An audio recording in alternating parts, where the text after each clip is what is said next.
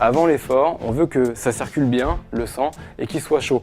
Si on frotte, on va avoir la peau qui rougit parce qu'on a une vasodilatation. C'est ce qu'on veut, c'est ce qu'on cherche à faire. Donc on va privilégier des frictions avec une intensité modérée mais rapide. Alors là, tranquillement, dans le but de relâchement, ça pour ceux qui ont l'habitude d'utiliser un quadriceps, c'est génial, hyper agréable. Accélère un peu le rythme encore une fois, montre-nous l'échauffement. Parfait. On enchaîne, tu vas te mettre dans cette position-là pour travailler les ischio-jambiers. Voilà, accélère le rythme. Ça, c'est clair, c'est facile. On peut le travailler plus profondément en étant allongé sur le dos, la jambe en l'air. Voilà.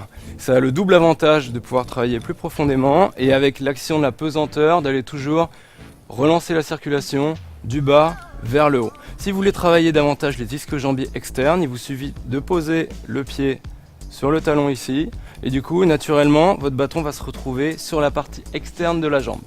Vas-y. Allez, on voit un peu plus. Très bien. Donc là, on est sur le rythme de l'échauffement. Échauffe encore un peu. Là, tu vas avoir ton match, là. Vas-y. Cet ischio-là, il t'a gêné. Voilà, tu veux bien le chauffer. Parfait. En revanche, en récupération, on cherche quelque chose de différent. C'est là où on utilisera plutôt préférentiellement la balle et le rouleau. Et dans ce cas-là, on fait des pressions beaucoup plus appuyées sur un rythme beaucoup plus lent et on pourra rester un petit peu plus longtemps sur les zones à traiter. Celui-là, même s'il est extrêmement efficace, il faut déjà avoir des très bons abdos et avoir l'habitude de le faire. Il ne peut pas être réalisé chez tout le monde et pas en première intention. Très bien. Passe sur les dorsales. Parfait. Voilà. Vous pouvez soutenir la tête également avec les mains pour pas forcer sur le cou. Parfait. Celui-là, vous allez souvent entendre des petits craquements au niveau des vertèbres dorsales. C'est complètement normal, c'est anodin, il faut pas y faire attention. C'est juste parce que vous mobilisez et vous réalisez une petite décoaptation des surfaces des articulations des vertèbres qui peuvent faire quelques bruits. Montre maintenant l'aller-retour sur tout le dos.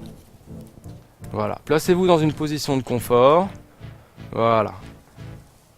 Excellent. Et ça, pour relâcher le dos, c'est super. Pourquoi l'automassage?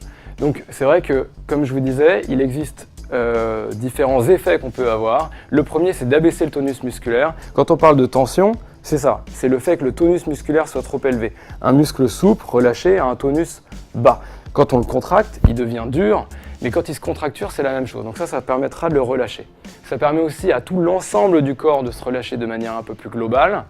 Et en échauffement, c'est quelque chose d'un peu différent dont on va parler tout à l'heure. Mais on va aussi utiliser la propriété notamment du bâton à créer une vasodilatation, donc à améliorer la circulation.